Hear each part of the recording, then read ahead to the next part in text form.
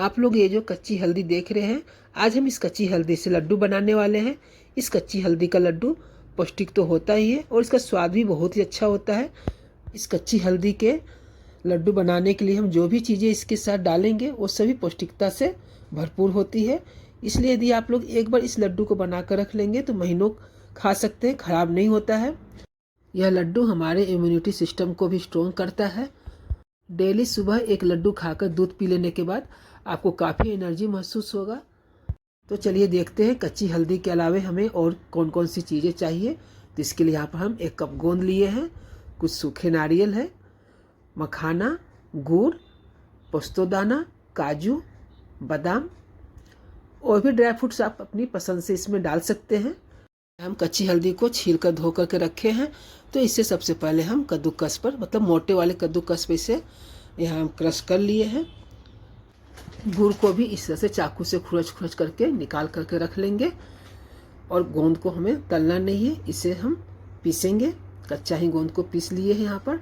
तो यहाँ पर सूखे नारियल को भी क्रश कर लिए, काजू, बादाम, मखाना और गोंद तीनों को मिक्सी ग्राइंडर में पीस करके रख लिए हैं।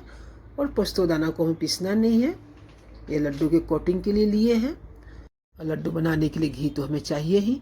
तो चलिए सबसे पहले हम कढ़ाई में पोस्तदाना को ऐसे ही सूखा रोस्ट करके निकाल लेंगे 3-4 मिनट के लिए।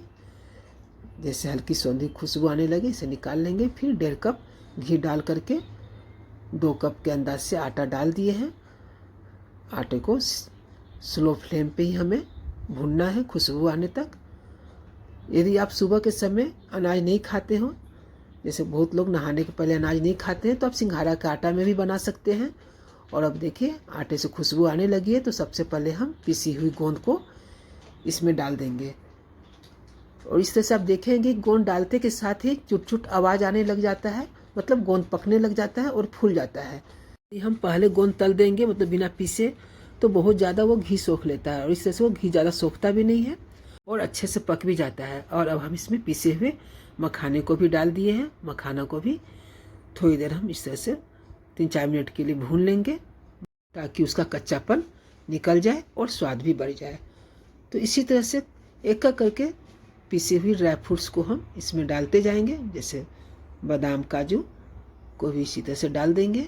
डाल करके स्लो फ्लेम पे ही हम इसे भूनेंगे। कढ़ाई थोड़ा छोटी पड़ गई है, इसलिए थोड़ा सावधानी से चलाना पड़ रहा है, लेकिन अच्छे से भुना जा रहा है। भूनने में दिक्कत नहीं हो रहा है क्योंकि हम स्लो फ्लेम पे ही भून रहे हैं बराबर से चलाते हुए। और सबसे लास्ट में हम सूखे नारियल को जो क्रश करके रखे हैं वो भी डाल दिए। तो यहाँ पर ड्राई फ्रूट्स का जो मेजरमेंट है वो सभी 1-1 कप है। पीसने के बाद या पीसने के पहले हम 1 कप ही लिए हैं। 1 कप काजू, 1 कप बादाम, 1 कप मखाना और क्रश किया हुआ नारियल भी 1 कप है। ये चीज़ें भून जाने के बाद इसे एक बड़े बर्तन में इस तरह से निकाल कर रख लिए हैं। अब उसी कढ़ाई में फिर आधा कप घी डाल करके क्रश किया हुआ हल्दी को भी भून लेंगे। हल्दी को भूनते समय फ्लेम को लो पे ही रखना है और बराबर से चलाते रहना है ताकि नीचे से चिपके नहीं और जले नहीं। हल्दी को हमें अच्छे से भूनना है। हल्दी को भूनने में कसर नहीं रहना चाहिए, अच्छी तरह से पकना चाहिए हल्दी। यदि हल्दी ठीक से नहीं भुनाएगा तो फिर लड्डू में हल्दी का कच्चापन का टेस्ट आएगा। हल्दी हम 400 ग्राम लिए हैं और 400 ग्राम हल्दी के लिए 400 ग्राम ही गुड़ भी लिए हैं। तो मीठा आप ज़्यादा या कम कर सकते हैं। लड्डू के स्वाद को और बढ़ाने के लिए यहाँ हम इलायची पाउडर भी डाल दिए। हल्दी भूनते हुए लगभग 25 मिनट हो गया है और आप देख सकते हैं कि घी अच्छे से छोड़ दिया है, मतलब हल्दी भुना गया है। तो यहाँ पर हम गैस बंद कर दिए हैं और गुड़ डाल दिए।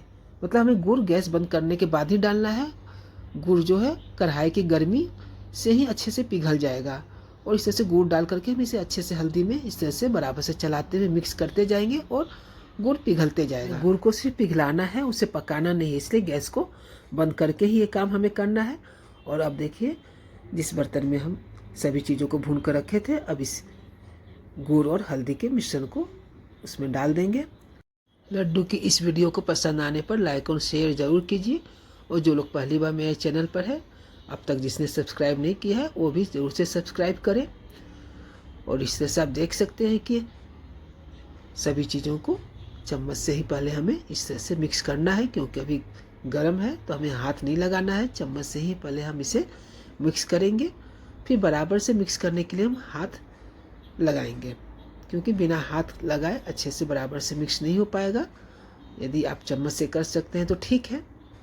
तो इस तरह से हाथ से हम एक बार अच्छे से बराबर से इसे मिक्स कर लेंगे। अभी हाथ सहन हो पा रहा है, क्योंकि लड्डू भी हमें हल्का गर्म में ही बांधना है। और ये देखिए, अब हम लड्डू बना रहे हैं। तो इस तरह से आप जिस साइज़ का लड्डू बनाना चाहते हो अपना उस साइज़ का लड्डू बना सकते हैं।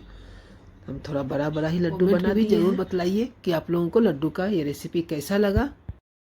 पोस्तो दाना जो सूखा भून करके रखे हैं वो लड्डू बन जाने के बाद उस पोस्तो दाना में लड्डू को कोटिंग इस तरह से कर देंगे। इससे लड्डू देखने में भी सुंदर दिखता है और पोस्तो दाना भी हेल्दी होता है, ये हम सभी जानते हैं। देखिए ये ऑप्शनल है, आप चाहे तो पोस्तो दाना से कोटिंग कर सकते हैं या फिर आप ऐसे भी रख सकते हैं, मैंने ऐसे भी लड्डू बनाकर खा सकते हैं। तो आप लोग देखे हैं कि लड्डू पौष्टिक तो बनता ही है, साथ में स्वादिष्ट भी होता है।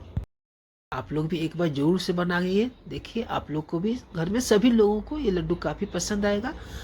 सुबह के समय हम हाउसवाइफ के पास काम बहुत ज़्यादा रहते हैं और समय बहुत कम, तो ऐसे में यदि एक लड्डू खाकर दूध हम पी लेते हैं तो लड्डू खाने में समय भी ज़्यादा नहीं लगता है और हमारे शरीर में एनर्जी भी बनी रहती है और काम भी फटाफट हो जाता है। यदि आप दूध पसंद नहीं करते हो तो पानी भी पी सकते हैं। तो आपको रेसिपी अच्छी लगी हो तो ज़रूर बतलाइए। तो इसी तरह की टेस्टी और हेल्दी रेसिपी देखने के लिए मेरे चैनल को सब्सक्राइब करना न भूलें, ज़रूर से सब्सक्राइब करें। और आप यहाँ देख सकते हैं कि मेरी बेटी को ये लड्डू बहुत ही ज़्यादा पसंद है, बहुत ही पसंद से ये खाती है। आप लोग भी एक बार ज़रूर से बनाइए और कमेंट में भी बतलाइए कि आप लोगों को ये लड्डू कैसा लगा। एक अच्छी रेसिपी के साथ फिर मिलेंगे, तब तक के लिए थैंक यू, बाय बाय।